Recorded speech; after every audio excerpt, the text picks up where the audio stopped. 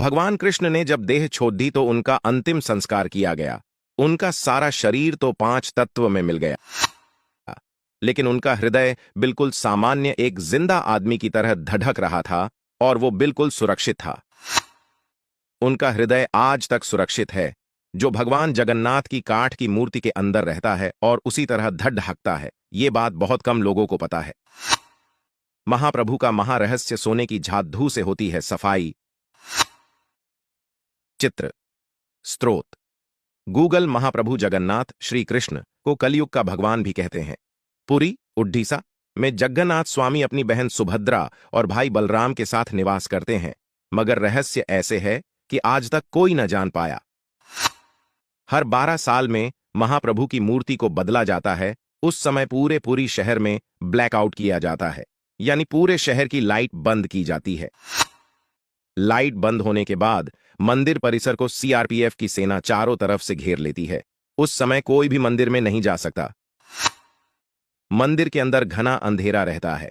पुजारी की आंखों में पट्टी बंधी होती है। पुजारी के हाथ में दस्ताने होते हैं।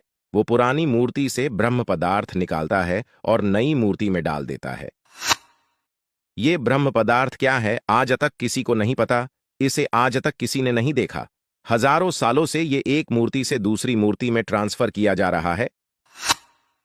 ये एक अलौकिक पदार्थ है जिसको छूने मात्र से किसी इंसान के जिस्म के चित्थे उड़ जाए।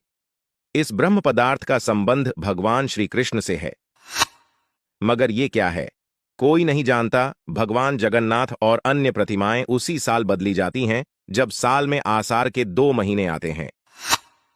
19 साल बाद यह अवसर आया है। वैसे कभी कभी 14 साल में भी ऐसा होता है। इस मौके को नवकलेवर कहते हैं, मगर आज तक कोई भी पुजारी ये नहीं बता पाया कि महाप्रभु जगन्नाथ की मूर्ति में आखिर ऐसा क्या है। कुछ पुजारियों का कहना है कि जब हमने उसे हाथ में लिया तो खरगोश जैसा उछल रहा था, आंखों में पट्टी थी, हाथ में दस्ताने थे तो हम सिर्फ महसूस कर पाए। आज भी हर साल जगन्नाथ यात्रा के उपलक्ष्य में सोने की झात-धू से पुरी के राजा खुद झात-धू लगाने आते हैं। भगवान जगन्नाथ मंदिर के सिंहद्वार से पहला कदम अंदर रखते ही समुद्र की लहरों की आवाज अंदर सुनाई नहीं देती। जबकि आश्चर्य में डाल देने वाली बात यह है कि जैसे ही आप मंदिर से एक कदम बाहर रखेंगे, वैसे ही समुद्र की आवाज सुनाई देंगी। आपने ज्यादातर मंदिरों के शिखर पर पक्षी बैठे उड़ते देखे होंगे, लेकिन जगन्नाथ मंदिर के ऊपर से कोई पक्षी नहीं गुजरता। झंडा हमेशा हवा की उल्टी दिशा में लहराता है। दिन में किसी भी समय भगवान जगन्नाथ मंदिर के मुख्य शिखर की परछाई नहीं बनती।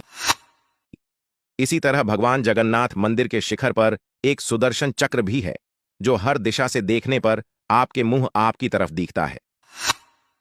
भगवान जगन्नाथ मंदिर की रसोई में प्रसाद पकाने के लिए मिट्टी के 7 बर्तन एक दूसरे के ऊपर रखे जाते हैं, जिसे लकड़ी की आग से ही पकाया जाता है।